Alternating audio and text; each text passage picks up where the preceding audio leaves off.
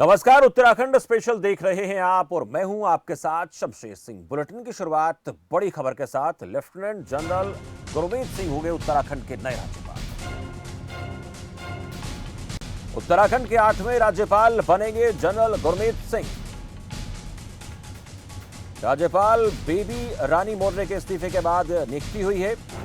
राष्ट्रपति रामनाथ कोविंद ने नियुक्ति के आदेश दिए। वह सीएम पुष्कर सिंह धामी ने ट्वीट कर बधाई दी।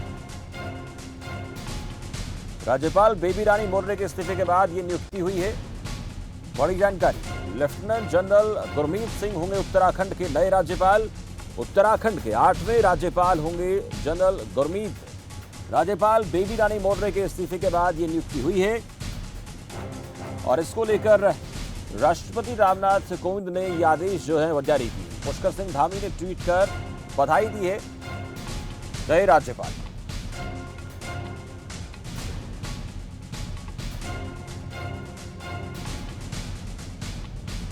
लेफ्टिनेंट जनरल गुरमीत सिंह उत्तराखंड के नए राज्यपाल। उत्तराखंड के 8वें राज्यपाल होंगे जनरल गुरमीत सिंह और इसको लेकर उत्तराखंड के सीएम पुष्कर सिंह धामी ने उन्हें बधाई दी।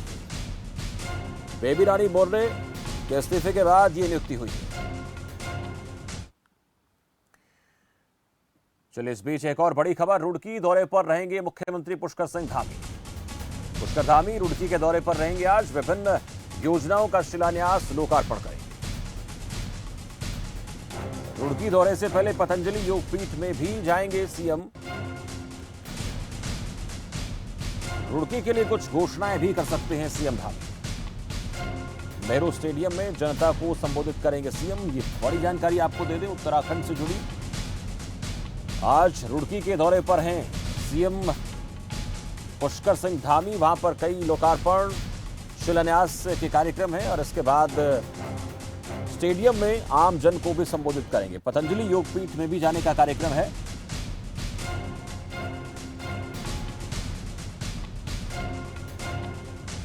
विभिन्न योजनाओं का शिलान्यास और लोकार्पण। कैलाश जोशी हमारे संवाददाता हैं, इस खबर पर पूरी जानकारी हमें देंगे। कैलाश, रुड़की के दौरे पर हैं आज सीएम पुष्कर सिंह धामी। क्या कुछ आज का ये बड़ा कार्यक्रम रहने वाला है?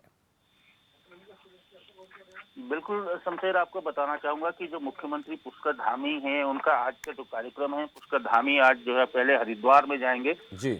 हरिद्वार में 10:15 पर जो है मुख्यमंत्री पुष्कर धामी जो है पतंजलि योगपीठ में रहेंगे मुख्यमंत्री जी। उसके बाद योग गुरु बाबा रामदेव और आचार्य बालकृष्ण से जो है शिष्टाचार भेंट करेंगे। उसके बाद 11:30 बजे सीएम जो है रुड़की के लिए रवाना होंगे।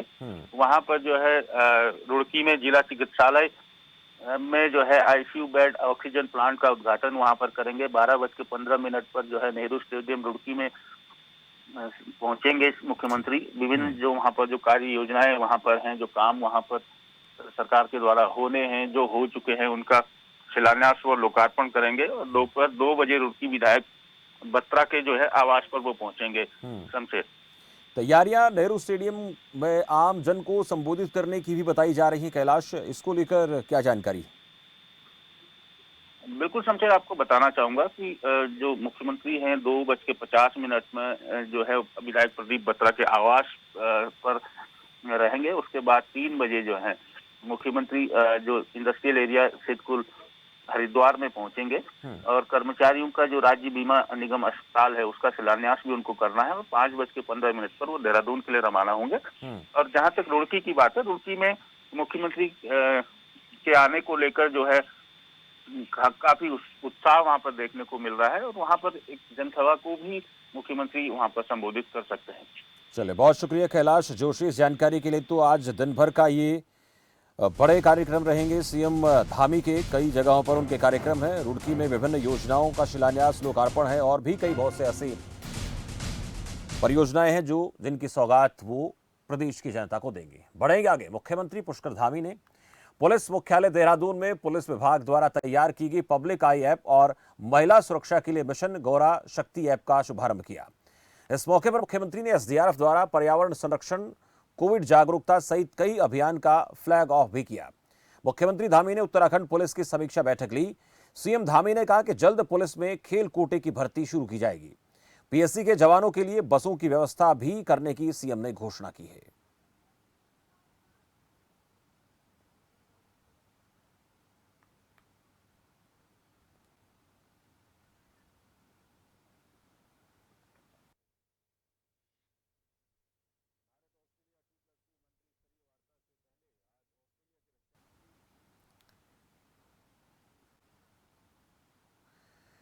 चलो फिलहाल वक्त हो चला छोटे से ब्रेक का। ब्रेक के बाद जल्द हाजिर होते हैं।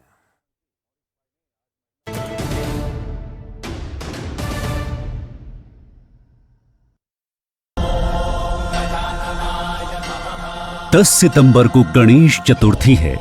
इस दिन भगवान श्री गणेश हमारे घर पधारते हैं। इस साल हम सभी दिल्ली वासी मिलकर एक साथ गणेश चतुर्थी मनाएंगे। गणेश चतुर्थी के शुभ अवसर पर शाम 7 बजे से दिल्ली सरकार पूजन और आरती का भव्य आयोजन कर रही है। भगवान श्री गणेश जी के पूजन कार्यक्रम में अपने सभी मंत्रियों के साथ माननीय मुख्यमंत्री अरविंद केजरीवाल जी भी शामिल होंगे। पूजन कार्यक्रम का टीवी चैनल्स पर भी लाइव टेलीकास्ट होगा, ताकि आप सभी अपने परिवार के साथ इस पूजन का हिस्सा बन सकें। इस बार हम सब मिलकर भगवान श्री गणेश जी की पूजा अर्चना करेंगे। विघ्नहर्ता भगवान गणपति हम सभी को अपना आशीर्वाद देंगे और सबकी मनोकामनाएं पूरी करेंगे।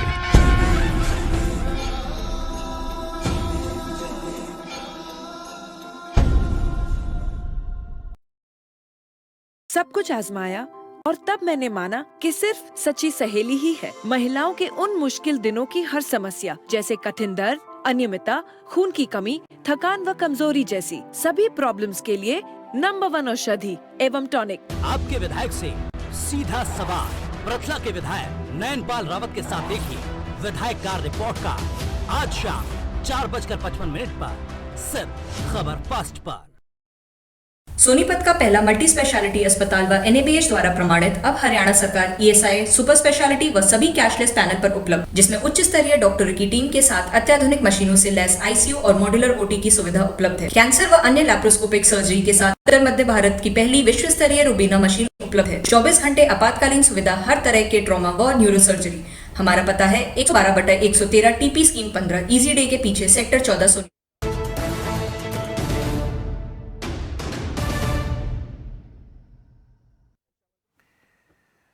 ब्रेक के बाद आपका स्वागत है। बढ़ते हैं बाकी खबरों की ओर। जहां एक और नगर पालिका उत्तरकाशी सालों से नगर में कूड़ा प्रबंधन नहीं कर पाया, वही अब नगर पालिका ने मुख्य नगर के आसपास का सारा कूड़ा शहर की मुख्य सब्जी मंडी के आसपास बिखेर दिया है, जिससे व्यापारियों को महामारी का खतरा सता रहा है। व्यापारियों का यह कहना है कि 4 दिन से आधे नगर क्षेत्र का कूड़ा सब्जी मंडी के पास बिखरा पड़ा है, लेकिन नगर पालिका प्रशासन को सूचना देने के बाद भी कूड़ा उठाया नहीं गया, जबकि सब्जी मंडी में हजारों लोग सब्जी लेने आते हैं। और अगर इसी तरह से नगरपालिका लापरवाही करती रहा तो आने वाले समय में गंदगी भयानक बीमारी को न्योता दे सकती है।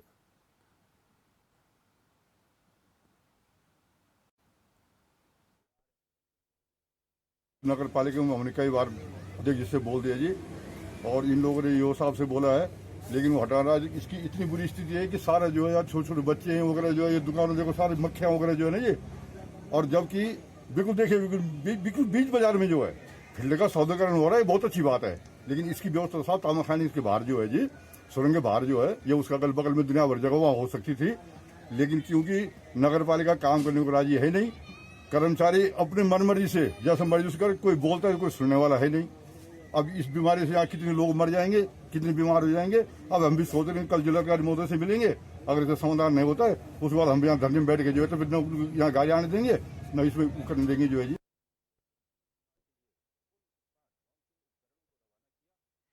देहरादून कैबिनेट मंत्री गणेश जोशी ने विधानसभा स्थित कार्यालय उद्योग विभाग के अधिकारियों की समीक्षा बैठक ली।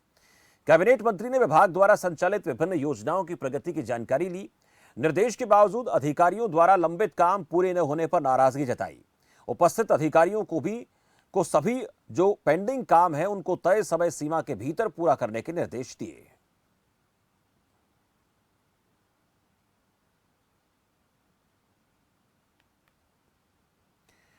दो 2019 बैच के IPS अधिकारी सर्वेश पवार ने लालकुआं क्षेत्र में CO का चार्ज संभाल लिया है।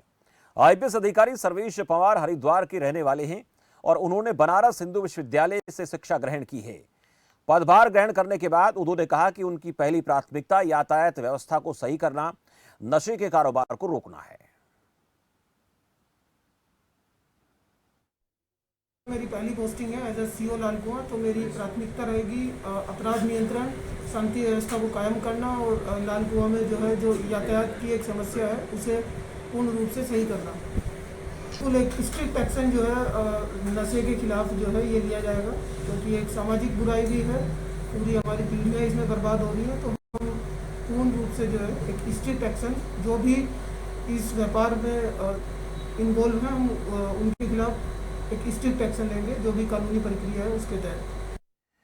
बाजपुर थाना क्षेत्र के कोसी कांटे के निकट मानकी घाट में मंगलवार की देर शाम ट्रैक्टर से नदी पार करते वक्त नदी में मां बेटी डूब गईं, जिसका 3 दिन बाद शव पट्टी कला कोसी नदी क्षेत्र से मिला है। एनडीआरएफ और एसडीआरएफ की टीम को बच्ची का शव घटनास्थल से 7 किलोमीटर दूर मिला है। पुलिस ने शव को कब्जे में लेकर पोस्टमार्टम के लिए भेजा है। वहीं क्षेत्राधिकारी वंदना वर्मा ने बताया कि कोसी नदी में हुए हादसे के जिम्मेदार ट्रैक्टर मालिक और चालक का भी कोई पता नहीं चला है। जल्द ही उनकी शनाख्त कर कार्रवाई अमल में लाई जाएगी।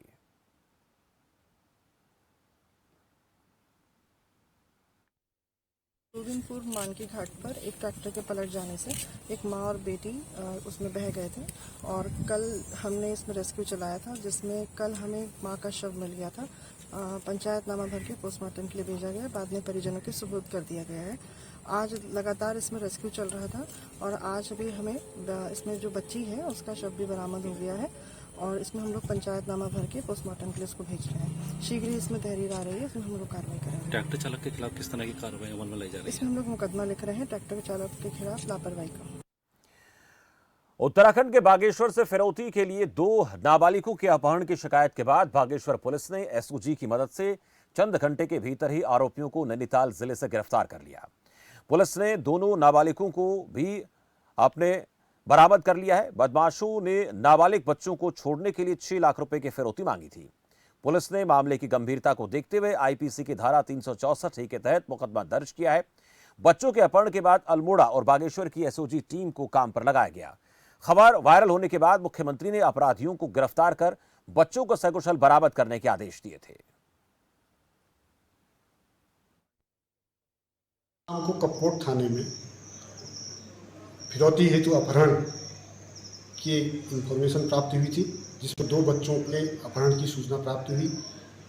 पुलिस द्वारा तुरंत मुकदमा पंजीकृत कर त्वरित कार्रवाई करते हुए डीआईजी महोदय को भी अवगत कराया गया। डीआईजी महोदय के निर्देशन पर और डीजीपी महोदय के आदेशों पर पूरा अल्मोड़ा और नैनीताल जिले को सील किया गया, जिसके कारण छड़ा नामक स्थान पर एसओजी अल्मोड़ा और एसओजी बागेश्वर के द्वारा 4 अभियुक्तों को मैं दोनों बच्चों के सकुशल बरामद किया गया, जिनसे एसयूवी वाहन व 47,000 रुपया जो अपहरण के लिए लिया गया था नगद, वो बरामद हुआ और इनके खिलाफ अभियोग थाना कपकोट में पंजीकृत है, जिसमें इनसे और गहन पूछताछ की जा रही है और इनका रिमांड आज माननीय न्यायालय में पेश किया जाए। बागेश्वर से गिरे छिना सोमेश्वर मोटर मार्ग के बीच में पड़ने वाले द्वारिका छिना का क्षेत्र अवैध पत्थर निकालने और बेचने वालों का पसंदीदा स्थान बना हुआ है। लापरवाह लोक निर्माण विभाग की कार्यप्रणाली से सड़कें गड्ढों में तब्दील हो गई हैं। द्वारका छिना के पास हर साल मलबा आने से ग्रामीण लोगों के मोटर वाहन नहीं चल पा रहे। आपको जानकारी दें कि आरटीआई के जवाब में लोक निर्माण विभाग ने जानकारी देते हुए बताया था कि मलबा उठान के नाम पर 33 लाख रुपए खर्च किए गए, 30 लाख रुपए अभी खर्च करना प्रस्तावित है।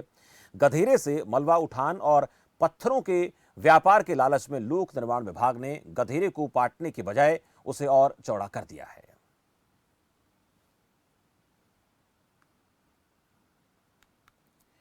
भाजपुर में आम आदमी पार्टी के कार्यकर्ताओं ने प्रदेश सरकार पर भ्रष्टाचार को बढ़ावा देने के आरोप लगाते हुए प्रदर्शन किया। इस दौरान आम आदमी पार्टी के कार्यकर्ताओं ने प्रदेश सरकार पर बेरोजगारों को नौकरी देने के नाम पर अवैध वसूली करने का आरोप लगाया। आपको जानकारी दें कि भाजपुर के भगत सिंह चौक पर आम आदमी पार्टी के कार्यकर्ता जिला संगठन मंत्री दीनदयाल सिंह के नेतृत्व में इकट्ठा हुए। प्रदर्शन के दौरान दीनदयाल सिंह ने कहा कि प्रदेश की बीजेपी सरकार जीरो टॉलरेंस की बात करती है, लेकिन सिक्योरिटी गार्ड और क्लर्क की नौकरी दिलाने के लिए सरकार ने थर्ड पार्टी को जिम्मेदारी दी है, जहां हजारों रुपए लेकर बेरोजगारों को नौकरी देने का काम किया जा रहा है। यह कहा कि आम आदमी पार्टी के वरिष्ठ नेता कर्नल अजय कोठियाल ने इसका खुलासा किया है। इसके साथ ही कहा कि जो काम कांग्रेस ने अपने कार्यकाल में किया वही काम प्रदेश की बीजेपी सरकार भी कर रही है, जिसे प्रदेश की जनता किसी भी कीमत पर बर्दाश्त नहीं करेगी। भ्रष्टाचार के लिए एक नया तरीका ढूंढ लिया है। इन्होंने क्या किया है कि किसी थर्ड पार्टी कंपनी को ठेका दे दिया है नौकरी में भर्ती करने के लिए, सिक्योरिटी गार्ड और क्लर्क के लिए। वो कंपनी क्या कर रही है, उत्तराखंड के जो बेरोजगार युवा हैं उनको 8,000 की नौकरी दे रही है 11 महीने कॉन्ट्रैक्ट पे, और 25,000, 35,000, 40,000 ऐसे रेट फिक्स कर रखे हैं उस कंपनी ने। अब कुछ महीने पहले एक वरिष्ठ पत्रकार ने भी इसका पर्दाफाश किया था और उन्हें सचिव को इस चीज़ से अवगत कराया था, लेकिन सचिव ने एक बात नहीं सुनी। क्यों नहीं सुनी?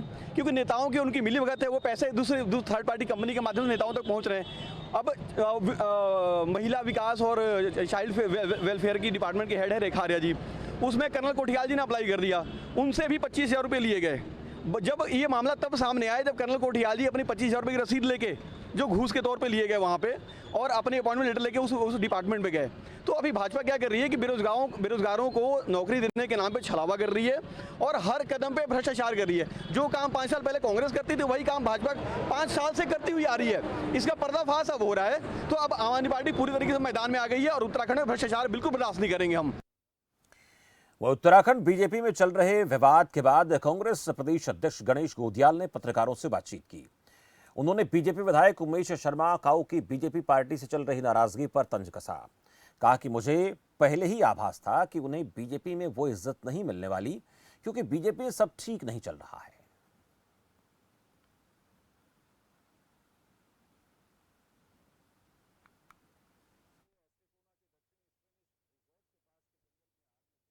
नहीं चल रहा है। भारतीय जनता पार्टी में बहुत कुछ चल रहा है, अंदर अंदर खिचड़ी बहुत पक रही है। और उमेश शर्मा काऊ मेरे बहुत अच्छे मित्र थे, मेरे बहुत अच्छे मित्र हैं और बहुत अच्छे मित्र रहेंगे। मित्रता अपनी जगह है और राजनीतिक सोच अपनी जगह है। मैं जब ये लोग कांग्रेस छोड़ने की जब मुझे सूचना मिली 2016 में, मैंने उस दिन भी उमेश शर्मा काऊ जी को बहुत समझाया था, लेकिन अफसोस है कि वो मेरी बात उस समय नहीं माने और भारतीय जनता पार्टी के कुचक्रों में फंस गए। अब आज अगर भारतीय जनता पार्टी की सरकार से और संगठन से उमेश शर्मा काऊ जी ये उम्मीद करें कि ये सम्मान, जो सम्मान कांग्रेस में उन्हें था, वो सम्मान वहाँ मिल सकता है, तो ये असंभव है और वो अपने को स्वयं झूठी दिलासा दे रहे होंगे अगर ऐसा वो समझते हैं तो। देश भर में कोरोना से बचाव के लिए वैक्सीनेशन अभियान चलाया जा रहा है। वहीं दूसरी ओर डेंगू से बचाव के लिए भी स्वास्थ्य विभाग अलर्ट है। बरसात के मौसम में डेंगू होने की संभावना बनी रहती है, इसलिए चिकित्सा और स्वास्थ्य विभाग लोगों को जागरूक कर रहे हैं। वायरल बुखार के प्रकोप के बीच मैंगलोर क्षेत्र में स्वास्थ्य विभाग डेंगू मलेरिया को लेकर अलर्ट है। लोगों को स्वास्थ्य टीमें जागरूक कर रही हैं और बुखार के संदिग्ध मरीजों के सैंपल जांच के लिए भेजे जा रहे हैं। अब ये मौसम जो होता है इसमें डेंगू इस तरीके की फ्लू लाइक जो बीमारियां होती है ज़्यादातर फैलती हैं, तो इसमें एक तो हम लोग को सतर्क रहना है कि डेंगू के लक्षण भी सामान्य बुखार जैसे ही शुरू में होते हैं और जब कुछ हम टेस्ट कराते हैं तभी हमको पता चलता है कि डेंगू है। तो इसमें इलाज से ज़्यादा अच्छा है कि पहले ही हम बचाव करें और उसके संदर्भ में हम लोगों में ये जागरूकता फैलाएं कि भाई अपने घरों में पानी नहीं इकट्ठा होने दें, क्योंकि मच्छर उससे पनपता है, फिर ये बीमारी फैलती है। दूसरा, हमारे जो आशा वर्कर्स हैं या हमारी ANM है, उनके द्वारा गाँव में जो है सर्वे किया जा रहा है और जो भी बुखार के मरीज मिलते हैं अगर हमको, तो हम उनका टेस्ट कराते हैं ये देखने के लिए कि डेंगू तो नहीं है या सामान्य बुखार है। वह लक्सर में किसानों ने अपनी 12 मांगों को लेकर लक्सर के SDM को ज्ञापन सौंपा। किसानों का यह कहना था कि किसान लगातार 9 महीने से संघर्ष कर रहे हैं, लेकिन उनकी बातों को अनदेखा किया जा रहा है। इसी के चलते लक्सर में सभी किसान संगठन 15 सितंबर को एक बड़ा आंदोलन करने जा रहे हैं, जिसमें हजारों की तादाद में ट्रैक्टर ट्रॉली लेकर किसान लक्सर रोड के तिराहे से चलकर लक्सर तहसील कूच करेंगे। किसानों की मांग है कि करनाल में SDM के द्वारा किसानों पर लाठीचार्ज के जो आदेश दिए गए, जिसमें SDM को तत्काल प्रभाव से बर्खास्त कर देना चाहिए। किसानों का सरकार से यह भी कहना है कि अगर 3 कृषि कानून वापस नहीं लिए जाते हैं तो लक्सर का किसान भी तहसील परिसर में धरना देगा। हमारी दिल्ली में जो हमारा धरना चल रहा है 9 महीने से, उसी की परिप्रेक्ष्य में हमने भी एक नोटिस दिया 15 तारीख के। उसमें 15 तारीख को हम एक प्रोग्राम करेंगे बहुत बड़ा, 1000-1500 ट्रैक्टर होंगे।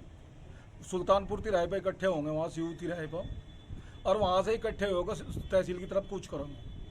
कूच करके अपनी मांग, हमने 11 मांग का पत्र ना 12 मांग का हमारा मांग पत्र जो हमने दिया, उसके अनुसार जैसा एक बिल वाला तो उसमें बिल वाला है, बिल वापसी जो तीनों कानून बनाए हैं उन्हें वापसी किया जाए। एक हरियाणा में जो एसडीएम ने किसानों पर लाठीचार्ज करवाया, उसके खिलाफ मतलब वो बर्खास्त होना चाहिए या सस्पेंड होना चाहिए, कोई भी अच्छी कार्रवाई होनी चाहिए।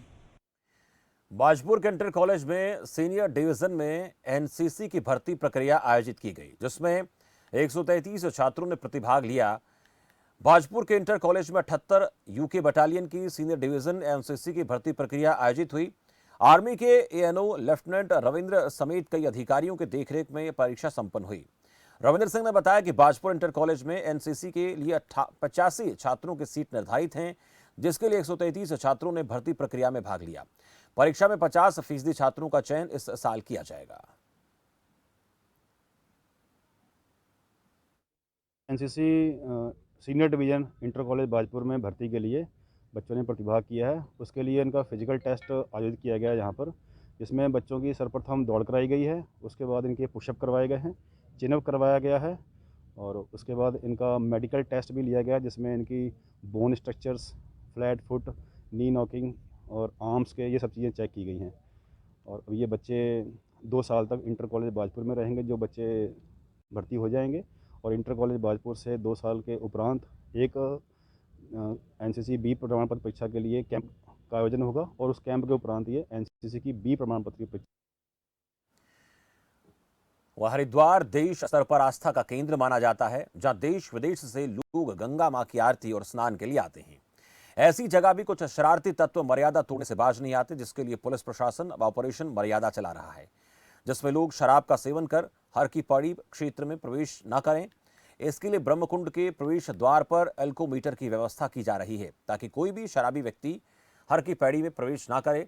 लोगों की एल्कोमीटर से जांच करने के बाद ही उन्हें प्रवेश दिया जाएगा, जिससे नशे में आने वाले जो लोग हैं उनको रोका जाए।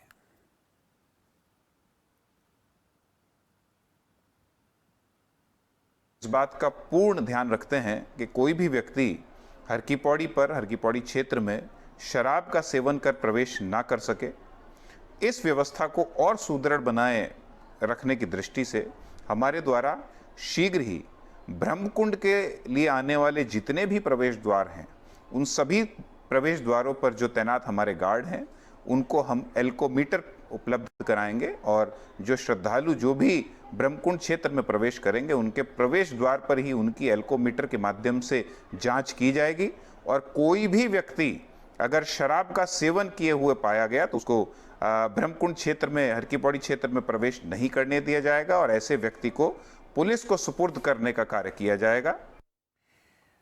अंतर्राष्ट्रीय स्तर पर क्रिकेट कोच की उपलब्धता में महारत हासिल करने वाले उमेश पटवाल ने उत्तराखंड में क्रिकेट को बढ़ावा देने की शुरुआत की है। उनका कहना है कि उत्तराखंड की भूमि में प्रतिभाओं की कोई कमी नहीं है। हरिद्वार के खिलाड़ियों में काफी जुनून है, जो आगे जाकर देश के लिए खेल सकते हैं।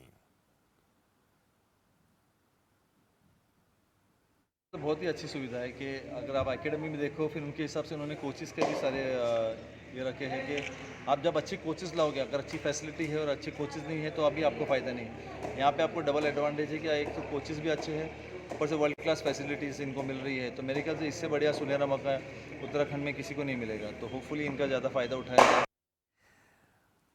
मुख्यमंत्री पुष्कर सिंह धामी ने मुख्यमंत्री आवास में प्रदेश के अलग अलग उद्योगों के एचआर मैनेजर से मुलाकात की। प्रदेश में आने वाले 6 महीनों में 25,000 युवाओं को रोजगार उपलब्ध कराने के लिए संवाद किया गया। वहीं सीएम पुष्कर सिंह धामी की कोशिश है कि जो उद्योग प्रदेश में स्थापित हैं वो भली भांति चलें और ज्यादा से ज्यादा नए उद्योग राज्य में स्थापित किए जाएं, जिससे लोगों को सेवाओं के साथ साथ रोजगार मिल सके। हमारी कंपनी बंगाल बेस्ड कंपनी है और हम लोग यहाँ पे एक इंडस्ट्री लगाने का प्लान कर रहे हैं, उसी को एक्सप्लोर करने के लिए आया हूँ। जिसके माध्यम से यहाँ के लोगों को रोजगार दिया जा सके। और ये मुख्यमंत्री जी का एक बार बहुत ही माननीय मुख्यमंत्री जी का एक सराहनीय प्रयास है कि यहाँ के लोगों को जो उन्होंने टारगेट रखा हुआ है कि 25,000 लोगों को विदिन 6 मंथ एम्प्लॉयमेंट मिले, बहुत ही अच्छा प्रयास है। ये मुख्यमंत्री साहब की बहुत अच्छी पहल है कि उन्होंने प्रथम बार ये सोचा कि भाई जितने भी HR हैं, मानव संसाधन प्रबंधन है, उनको बुलाया जाए और उनको बुला के फिर ये कैसे हम रोजगार दे सकते हैं लोगों को, इस पर गोष्ठी की जाए।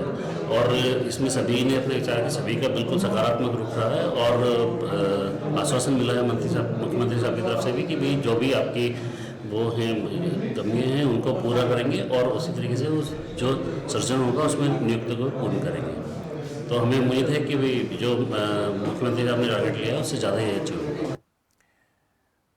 चलिए, फिलहाल इस खास बुलेटिन में मेरे साथ इतना ही। देश दुनिया की तमाम अहम खबरों के लिए आप देखते रहिए खबर फास्ट। नमस्कार।